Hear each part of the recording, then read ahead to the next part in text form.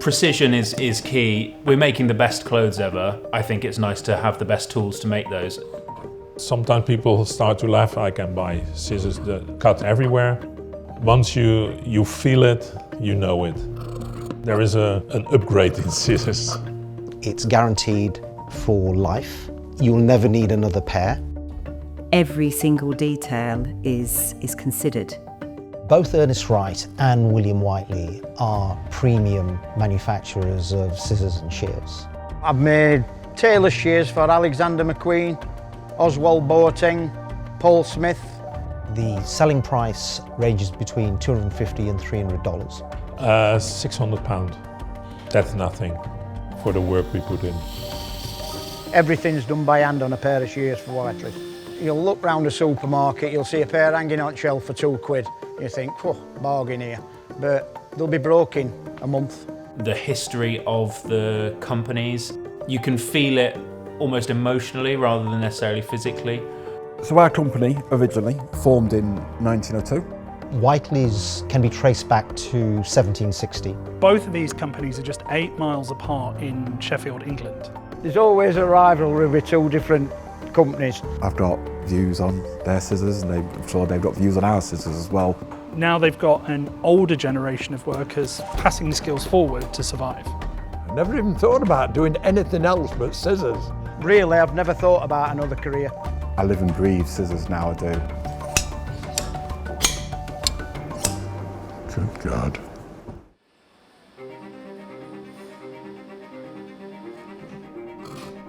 As a cutter, the most important tool that I own are shears. I need a tool that's going to cut through all manner of cloths and do so in a way that is delicate.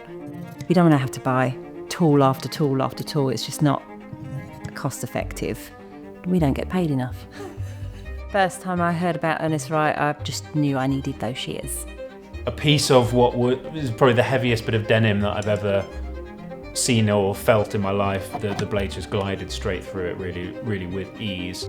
I owned a pair of their ceremonial shears and they felt really special. Hadn't spent that much on a pair of shears before. They were £70 and I just knew that I'd invested in something special. To have a company with this kind of legacy comes with a responsibility, but also with an enormous fan base in the world. Oh my word. But it's not just Ernest Wright that has a cult following. So these are my magic shears. This is my version of a wand in Harry Potter, and they're made by a company in England called William Whiteley & Sons. I hope y'all are ready for a very bougie sewing product review. So this is a pair of Whiteley shears, and it says Wilkinson down the side. And the reason for that is that Whiteley's acquired the Wilkinson brand way back in like the 1870s. When I first started my apprenticeship, I got bought a pair of the Whiteley shears. Owning a pair of proper shears is a rite of passage. My shears were handed to me. They're an old pair of Wilkinsons. They were 120 years old. It just felt magical because it was the perfect fit. And we're in an industry where fit and balance is so important, it clicked. But you can use cheaper shears. The point is, pardon the pun, that you can cut right to the point. I think that sharpness all the way to the point is what really differentiates these from cheaper scissors, because instead of like two flat sheets of metal, there's a weird series of complex curves hidden in the blade. I'll try to explain it. This ticks over that way and this blade ticks over that way. You'll see that is like that. It's going to join like that.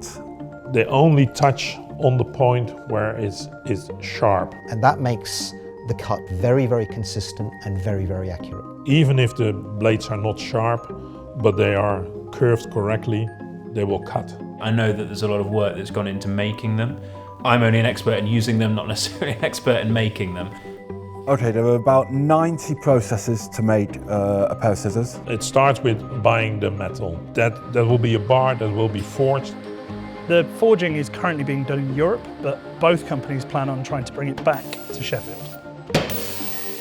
From a scissor blank, we would drill it. If the hole is not straight, yeah, you can stop working on the pair. They then hand grind those curves into the blade.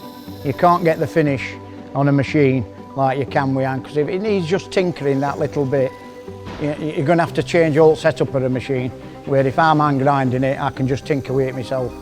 Next step could be bow dressing, is this bit here. Where your hand touches the metal, it should be as smooth and flush as possible. It would then go off for hardening.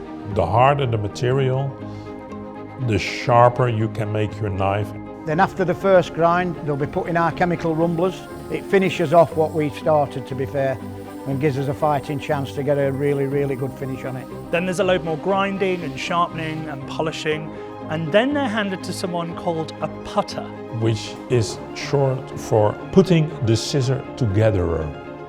I think one of the things that I find interesting is that recently this whole handmade process was left hanging by a thread. Significant amounts of volume of cheaper quality scissors were being manufactured in Asia. That made work very, very difficult. There is still quite a lot being made in Sheffield still, but not like what it was in the heyday. And they couldn't compete with like mass production in China and India and Pakistan. In the race to the bottom, basically, quality was not always in the scissor business, but it was more about the quantity. Certainly there was a period, probably in the 1980s, when that dipped off below the high standards that we set ourselves.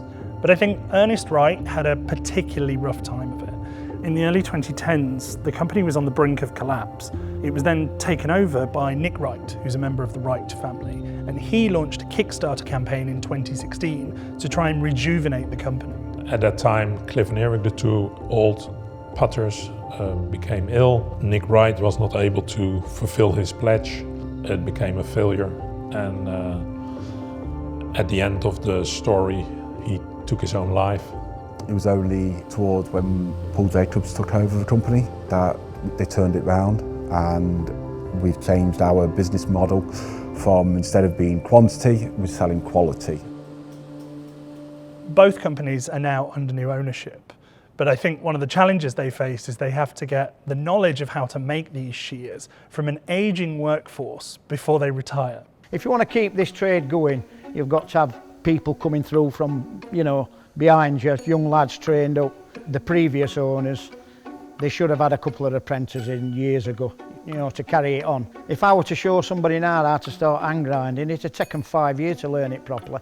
The information's not freely available, it's always been passed down from master to apprentice. Anything you can read in a book is not passing down skills. If you recite the A to Z of how to do something, that's not passing down skills. But how do you get this knowledge and experience from the old guys into a younger generation? Because they just do it and then they say, did you see it? But we don't know what to look at, we don't know what they were doing. These shears are really complicated to make, but the older generation that have been working on them have been doing it for so long, it's like asking them to explain how they breathe. It's just second nature. You drill them, you bore them, tap the bottom blade, and then straighten them down. Make sure they're nice and straight, and then you harden them, and that's virtually it. If Eric and Cliff didn't come back to work for us, even if it was just for a few short years before they fully retired, the skills would have been lost. It does seem like both companies now have enough apprentices to be able to carry this on. I'm very confident that the skills that we have can be maintained going forward. But to make sure that they're able to truly look after this craft for another generation, both rivals have now started, at least, to put the knives away. There have been, I think, from the old days, a lot of beef between Whiteley's and Ernest Wright. A lot of rivalry happened because lots of designs were copied. That was not unusual back in the early 20th century. But recently we have been in contact. I'm very, very keen to see Ernest Wright succeed. And it's good to know that we are both here. We could save lots more companies and retain their products into the future.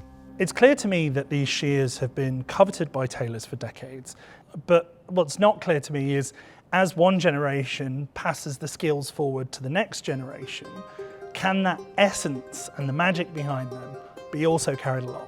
Yeah, the proof is in the pudding. I mean, when you're at this level of craftsmanship, ultimately you don't know until you're using these shears just how long they're going to last. You can go and have however many within one order, and there might be one that's just slightly different, because with a craft, it's made by hand, it's human.